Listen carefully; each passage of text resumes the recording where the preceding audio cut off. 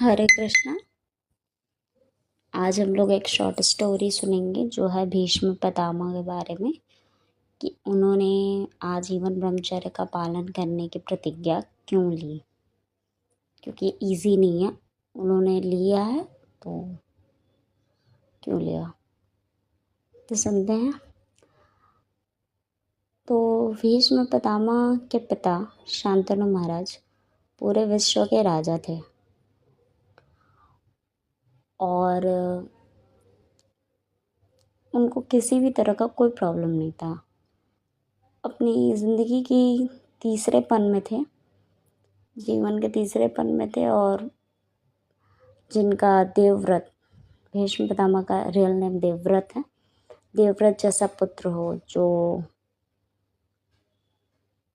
देवताओं के गुरु बृहस्पति से विद्या, शस्त्र विद्या, अस्त्र विद्या सब कुछ सीखा है और पृथ्वी पर परशुराम जी से सब कुछ सीखा है, वैसा पुत्र हो जो युवराज पद पे भी हैं और ख़ुद विश्व के राजा हैं ही, तो उन्हें किसी चीज़ का कोई प्रॉब्लम हो ही नहीं सकता। पर एक समय आया जिसमें वो बीमार रहने लगे। वैद्य हमेशा कहते हैं पता नहीं इनकी रोग का कारण क्या है, मुझे कुछ समझ नहीं आ रहा। तो उन्होंने अपने पिताजी से पूछा कि आपको क्या प्रॉब्लम है। तो उन्होंने बोला नहीं, मुझे कोई प्रॉब्लम नहीं है, मैं तो ठीक हूँ, राजकार्य से थोड़ा सा परेशान हूँ।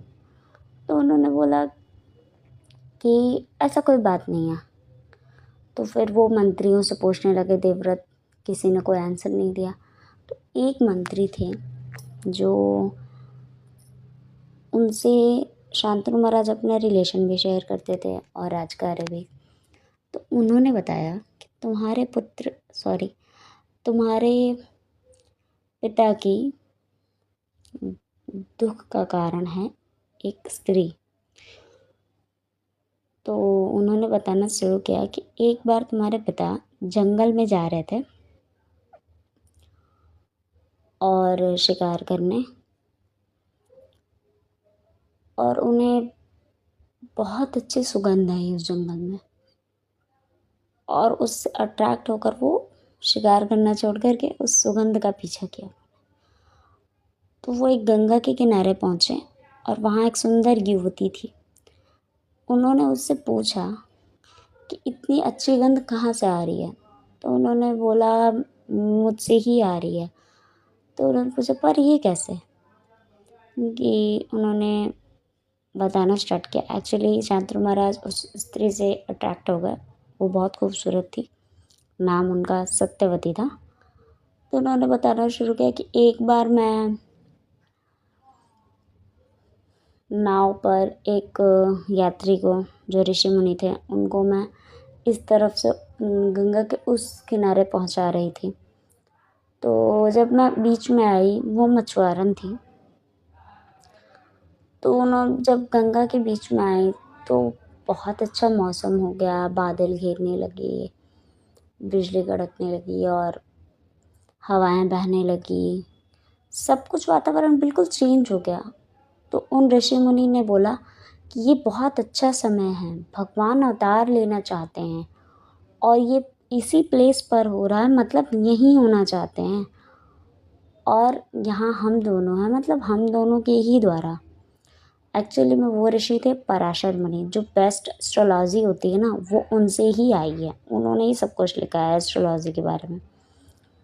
तो उन्होंने बोला कि मेरे क्या इसमें तुम सहयोग करोगी मेरा, क्या तुम मुझसे संबंध बनाओगी। तो उन्होंने बोला नहीं नहीं, मेरी तो स्त्रीत्व भंग हो जाएगी, फिर मुझसे शादी कौन करेगा, नहीं। तो उन्होंने बोला तुम्हारे स्त्रीत्व को कोई आँच नहीं आएगी, तुम सती सावित्री ही रहोगी। तो उन्होंने बोला नहीं नहीं, ऐसा नहीं है। फिर उन्होंने बोला ये समय बीत जाएगा, भगवान का कार्य पूर्ण नहीं होना चाहिए। देन ज़्यादा फोर्स करने पे वो मान गई। तो उन्होंने कहा कि ओके फिर कहाँ चलते हैं। तो उन्होंने बोला कहीं नहीं, मुहूर्त बीत जाएगा, इसी मुहूर्त में और यही करना होगा। तो उन्होंने बोला यहाँ, हाँ। एंड देन उन्होंने एक द्वीप का निर्माण कराया अपनी योग शक्ति से और फिर उन्होंने वहीं किया और जैसे ही समय समाप्त होने वाला था उसके जस्ट पहले सत्यवती के गर्भ से एक पुत्र हुआ जो शिशु रूप में था।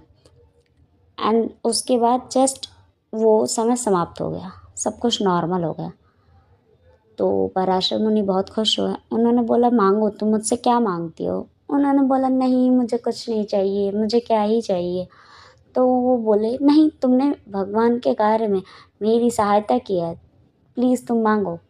तो उन्होंने बोला मेरे जन्म से ही शरीर से बदबू आती है, मेरे आसपास कोई आता भी नहीं है, तो इस वजह से ये बदबू से मैं परेशान हो गई हूँ, इस बदबू को हटा दीजिए।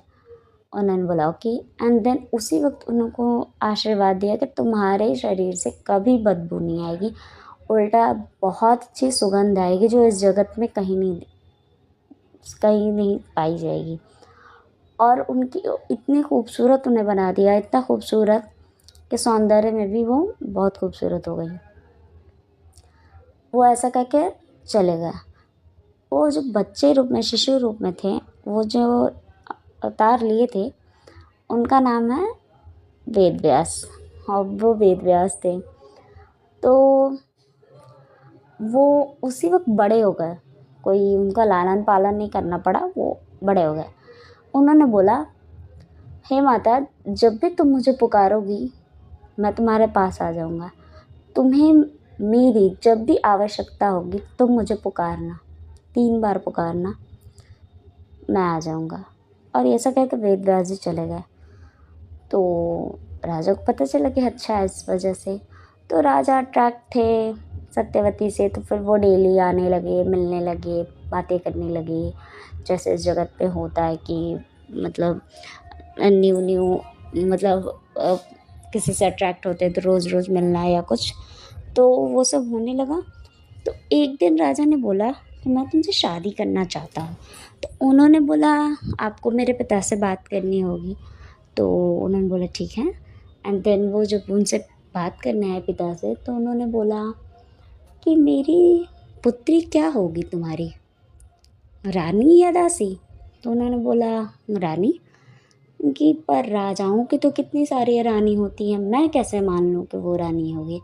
आज शादी कर रहे हो, कल किसी और से शादी करोगे, फिर किसी और से। तो उन्होंने बोला नहीं नहीं, मैं इसी से शादी करूँगा और किसी से नहीं। तो उन्होंने बोला चलो ठीक है, एक और शर्त है कि तुम्हारा ये रानी कब तक रहेगी, एक्चुअली क्या ये जीवन भर रानी रहेगी? तो बोले हाँ। तो क्या तुम इसी का पुत्र राजा बनेगा? क्योंकि एक्चुअल तो ये है कि जिसका हस्बैंड राजा होता है वो महारानी होती है। अच्छा, और हस्बैंड के बाद जिस भी माँ का पुत्र राजा बनता है उसको थोड़ा ज़्यादा मतलब फ़ायदे होते हैं, मतलब उसको थोड़ा ज़्यादा उसका कमांड रहता है, पोस्ट रहता है, ऐसा समझ सकते हैं हम लोग। तो उन्होंने बोला क्या उसको इसके पुत्र को गद्दी मिलेगी? तुम अपने पुत्र को नहीं दोगे? क्योंकि उन्हें पता था कि इनका एक पुत्र है। तो उन्होंने ऐसे ही बोल दिया हाँ हाँ। वो बस ऐसे ही हाँ हाँ गए थे।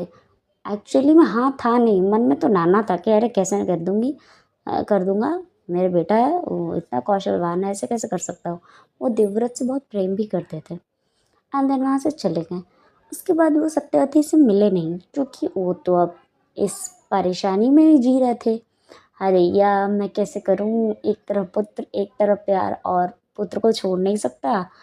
इतने जो पुत्र को के साथ नाइंसाफ़ी वो कैसे कर सकते थे, जो पूरा का पूरा कौशलवान है। आप सोच रहे हैं बृहस्पति देवताओं को जो शिक्षा देते हैं उनसे उन्होंने शिक्षा ली हुई है, और यहाँ पर परशुराम जी से, तो वैसे कौशलवान प्रिय पुत्र को कैसे वो छोड़ सकते थे?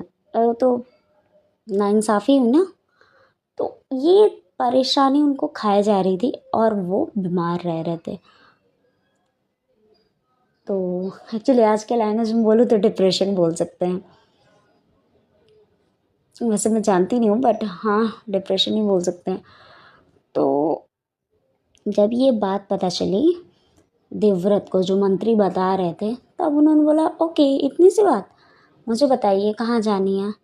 तो वो गए सत्यवती के पास और उन्होंने पूछा कि क्या आप मेरे पिता से शादी करेंगी। तो उन्होंने बोला क्या तुम्हें तुम्हारे पिता ने बताया नहीं शर्त। तो उन्होंने बोला हाँ मुझे पता है, तो आप मेरे पिता से शादी कर लीजिए और आपका पुत्र ही राजा बनेगा, मैं कह रहा हूँ। उन्होंने बोला तुम राजा नहीं बनोगे। तो नहीं मैं राजा नहीं बनूंगा। अच्छा ठीक है तुम राजा नहीं बनोगे तो मैंने मान लिया, लेकिन तुम्हारा पुत्र जब कहेगा कि उसे राजा बनना है तो क्या करोगे। तो उन्होंने बोला तुम्हारा, तो फिर बिना कुछ सोचे समझे उन्होंने बोला मैं आजीवन ब्रह्मचर्य का पालन करूँगा, मैं शादी ही नहीं करूँगा, और जो उस गद्दी पर बैठेगा उसका मैं जीवन भर दास बनकर सेवा करूँगा। मतलब वो तो एक तो शादी नहीं करेंगे और दूसरा वो जिसका जो गद्दी पे बैठेगा उसका हेल्प भी करेंगे। मतलब वो ऐसा नहीं है कि संन्यास ले लेंगे, वेरी टफ। क्योंकि देखिए जंगल में रहकर के तपस्या करना, ब्रह्मचर्य का पालन करना, वो भी एक हद तक ठीक है, या रूम में रह के कर लेना अलग रह के फैमिली से, पर इतना ज़्यादा माया इन द सेंस इतनी खूबसूरत खूबसूरत औरतें, साज सामान, इतना ताम झाम झूमर, ये वो आप हम लोग नहीं अंदाज़ा लगा सकते एक महल में क्या क्या होता होगा। और जाते होंगे विश्व में हर जगह लड़ाई करने जाते थे, सब कुछ करने, इतनी खूबसूरत खूबसूरत स्त्रियाँ, पर एक बार भी ये नहीं आना कि शादी करूँगा, ये इजी नहीं था। तो बट हाँ उन्होंने ये ठान लिया कि वो आजीवन ब्रह्मचर्य व्रत का पालन करेंगे और शादी नहीं करेंगे। और ये बात उन्होंने 3 बार अपनी दोनों भुजा उठा करके कही, और जैसे ही उन्होंने कहा तैसे ही आसमान से देवताओं ने फूलों की वर्षा की, सभी बहुत खुश हुए। एंड देन आकाशवाणी हुई, हे गंगापुत्र आप भीष्म हैं, आप भीष्म हैं, आप भीष्म हैं। ऐसी प्रतिज्ञा तो एक गंगापुत्र ही केवल ले सकते थे, इतनी कठोर प्रतिज्ञा, और सभी खुश थे। एंड देन मंत्री ने वहाँ तब तक शांतनु महाराज को बताया था कि देवव्रत कहाँ गए हैं। तो जब यहाँ से लौट रहे थे देवव्रत, तो रास्ते में उन्हें मिल गए शांतनु महाराज। उन्होंने पूरी बात बताई। तो शांतनु महाराज ने गले लगा लिया उन्हें और बहुत ज़्यादा दुखी हुए कि मेरे लिए मेरे पुत्र ने इतनी बड़ी बलिदान दिया है। उसको डाइजेस्ट नहीं कर पा रहे थे कि मेरा पुत्र मुझसे कितना प्यार करता है कि वो अपना पूरा जीवन मुझे दे दिया। तो वो काफ़ी गिल्ट में भी थे, हैप्पी भी थे थोड़ा सा, बट अपने पुत्र के प्यार में और पड़ गए। उन्होंने बोला पुत्र मांगो, तुम मुझसे क्या मांगते हो।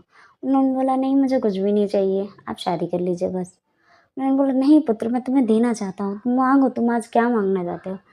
तो उन्होंने खुद से ही बोला कि मैं तुम्हें इच्छा मृत्यु का वरदान देता हूँ, जब तक तुम नहीं चाहोगे तुम्हारी मृत्यु नहीं होगी।